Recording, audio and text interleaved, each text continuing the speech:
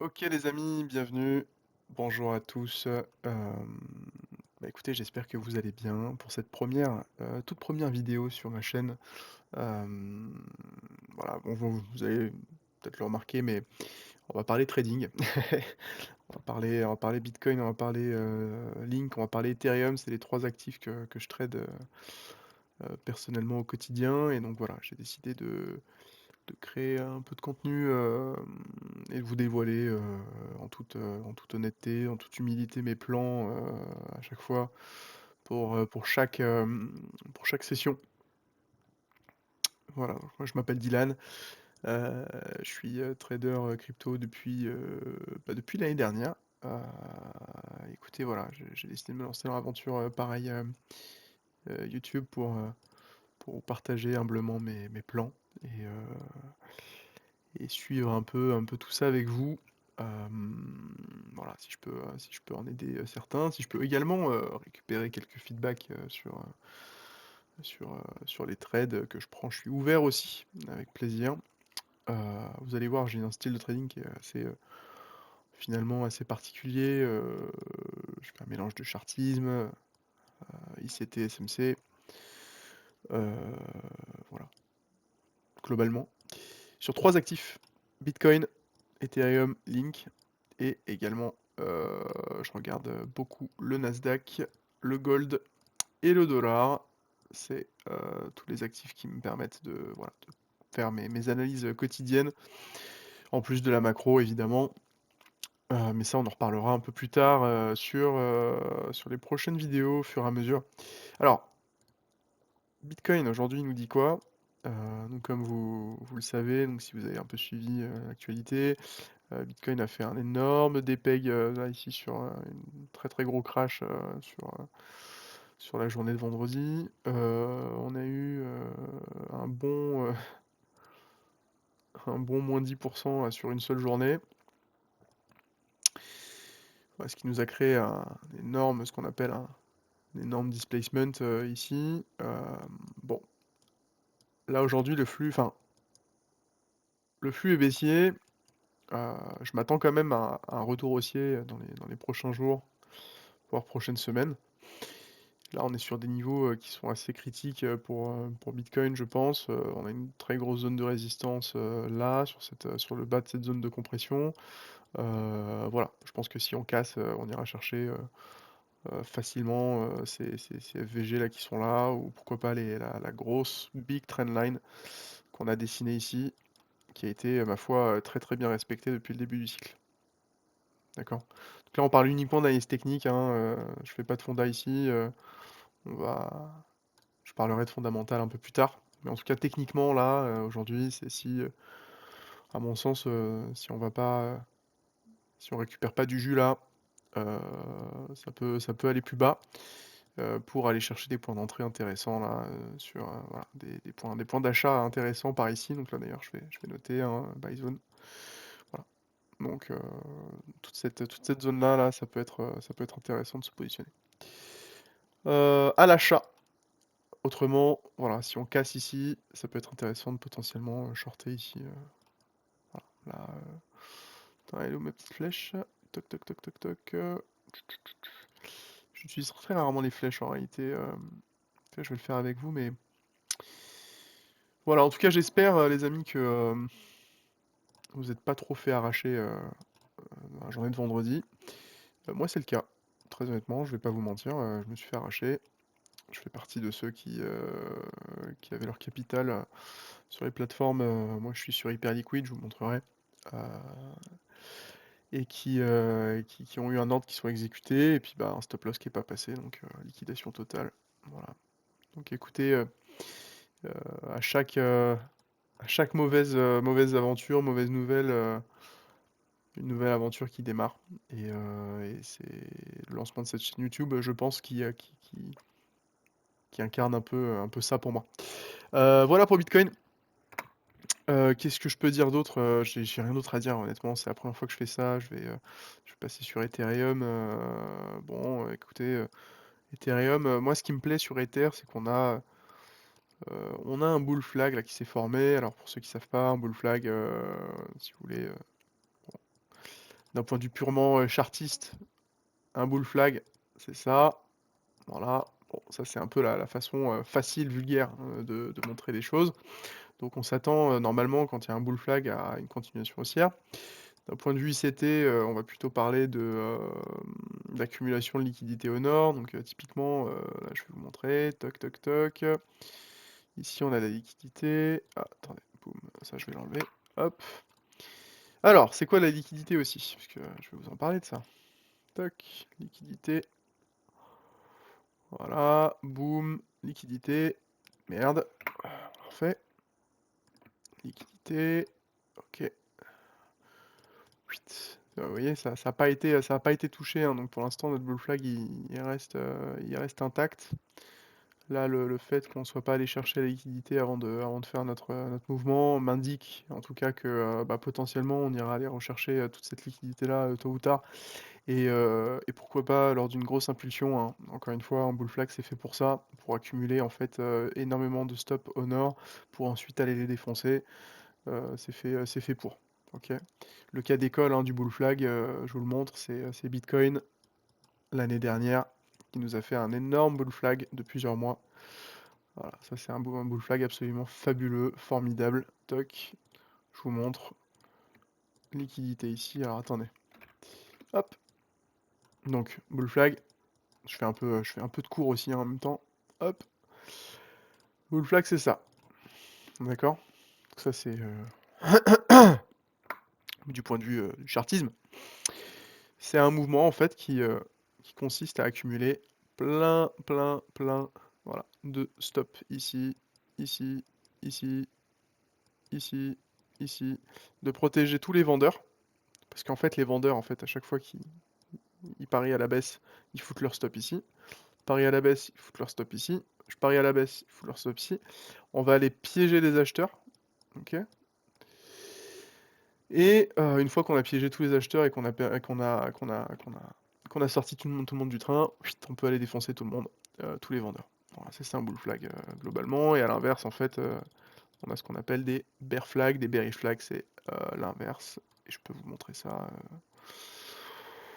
Où est-ce qu'il y a des bear flags bah attendez, voilà, ça c'est un bear flag. Toc. Donc là typiquement, hop, ceci messieurs dames, c'est un bear flag. Voilà, donc là typiquement, je vous montre, on accumule des stops à l'achat, d'accord, on vient défoncer les vendeurs, ok, et une fois que le dernier vendeur il s'est fait défoncer, on défonce les acheteurs. Voilà. Donc ça globalement, ça s'appelle un bear flag, ok, oups pardon. Voilà, juste pour vous montrer de quoi on parle. Donc sur Ethereum, je disais, donc on a bien un bull flag hein, qui est en train de se former, et généralement, bon, vous remarquerez que les patterns en fait les très gros patterns de retournement comme ça, enfin en tout cas le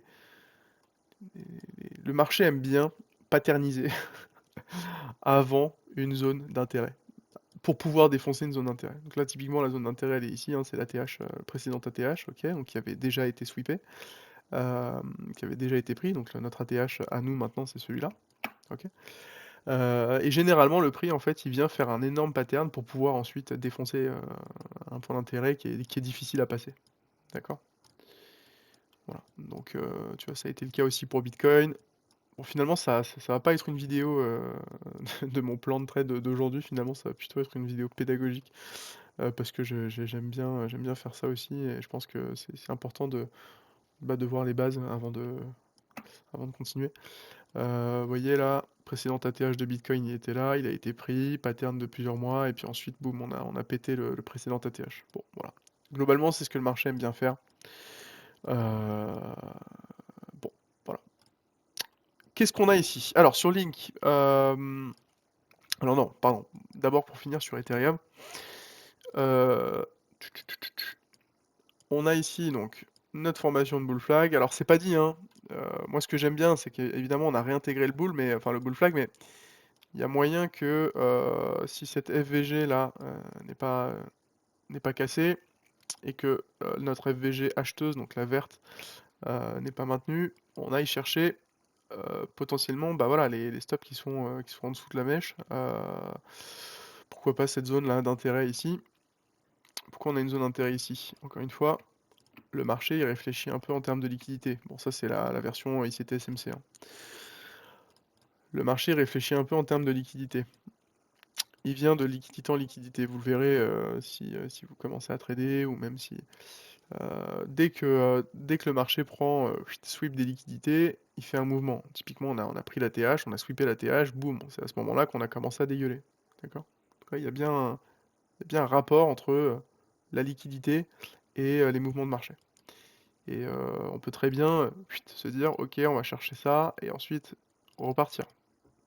Tant qu'on tant qu'on casse pas le bull flag, qui se dessine sur Ether, de cette manière, pour l'instant, il est toujours valide. D'accord?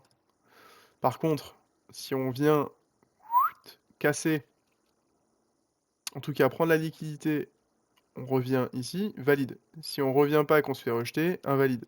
D'accord? Et là, bah, là, faudra s'attendre potentiellement à aller chercher, bah, un peu plus bas, quoi. Voilà, tout simplement. Donc sur Ether, j'ai pas pris de trade et je prendrai pas de trade, je pense, c'est plutôt sur Link, là, en ce moment que je trade. Alors, vous voyez, je suis très transparent, j'ai mes trades, qui s'affichent ici, hein, je vous montrerai ce que j'ai fait, ces derniers jours. Sur Link, c'est pareil, on a un bull flag, qui est vachement intéressant puisqu'il correspond en fait, à la prise de liquidité du précédent quarterly high. Donc, le quarterly high, pareil, je vous expliquerai en fait, hein, dans les prochaines vidéos à quoi ça correspond, mais en tout cas, dites-vous simplement que c'est un point d'intérêt, voilà, qu'on est parti sweeper. Encore une fois, hein, je vous montre, mais il y a bien une corrélation entre les prises de liquidité. On vient, on prend, on fait un mouvement. C'est-à-dire que le mec là qui vient shorter ici, c'est un setup 5 étoiles, quoi. Voilà, donc là on est en train de faire un bull flag. Pour l'instant, tant qu'on réintègre le bull flag, bon là, Link a beaucoup, beaucoup de mal à réintégrer le bull flag. Je vais enlever l'order block qui est ici. Attendez, je vais pas l'enlever, mais je vais plutôt... Voilà, donc là, vous le voyez.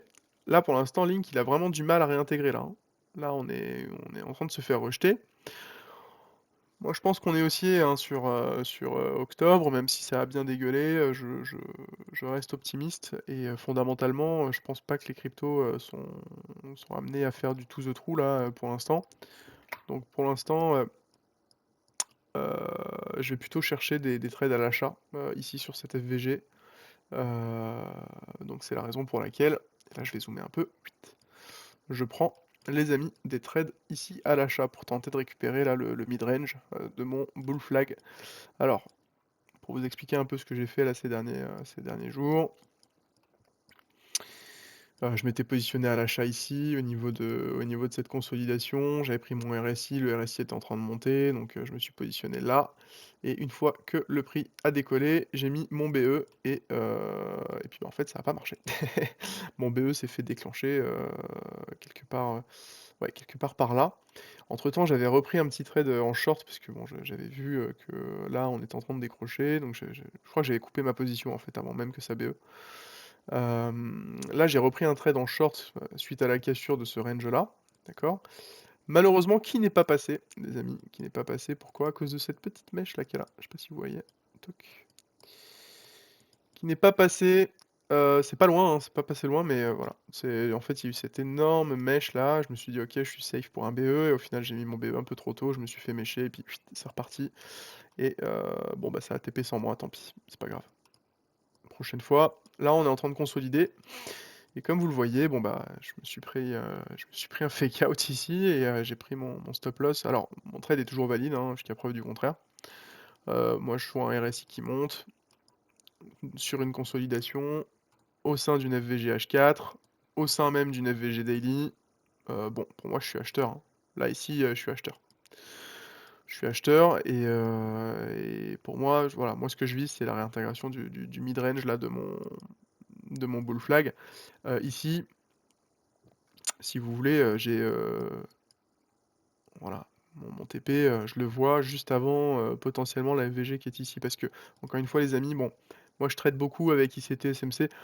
Alors, j'ai pas suivi de cours, alors peut-être, hein, vous pouvez me reprendre, hein, sur pas mal de termes, sur des choses, mais, je suis très enfin, j'ai toujours été autodidacte, moi, sur le trading, ça fait 1 an que je trade, seul en regardant, des vidéos YouTube. Et donc voilà, tout ce qui est VG, prise de liquidité, je sais que c'est ICT sur le concept, sur le papier, mais peut-être que je maîtrise pas fondamentalement tous les concepts ICT. Donc peut-être que des fois je peux vous dire un peu de la merde. Hem, mais globalement, je vais vous parler de mon expérience. Quand le prix vient chercher, une mèche, je vais vous montrer, hop, ici. Là, il y a de la liquidité, d'accord? Pourquoi il y a de la liquidité? Parce qu'il y a des mecs qui ont foutu leur stop, ici. En plus de ça, parce que quand ils ont voulu shorter, ils ont foutu leur stop ici. Hem, Quand c'est déclenché, généralement le prix, fuit, il fait ça, d'accord? Il est rejeté. Pourquoi? Parce que voilà, c'est des points d'intérêt pour les market makers, pour les, comment dire? Pour les courtiers en ligne, les brokers, de déclencher des ordres. Bon, donc là, on a une double confluence puisqu'on a une prise de liquidité plus une FVG baissière. Donc à ce moment-là, ce que je fais, c'est que je place mon stop loss, enfin mon take profit pardon, juste avant pour éviter de me faire avoir. Bah, tenez, regardez, hop, j'ai le même exemple ici. J'avais mis mon take profit ici, juste avant la FVG H4 qui est ici. Non, pardon, c'est H1. Pourquoi? Parce que le prix, il vient dans la FVG. Vous voyez? Il est venu dans la FVG et après il s'est fait rejeter. Il est revenu, OK? Et ensuite il consolide avant potentiellement de repartir. OK? Moi, c'est comme ça que, bon, je place mes stop loss, mes take profit. Ça marche plutôt bien. Bon, je dis pas que j'ai la science infuse, il y a des trades qui passent, il y a des trades qui passent pas, c'est normal.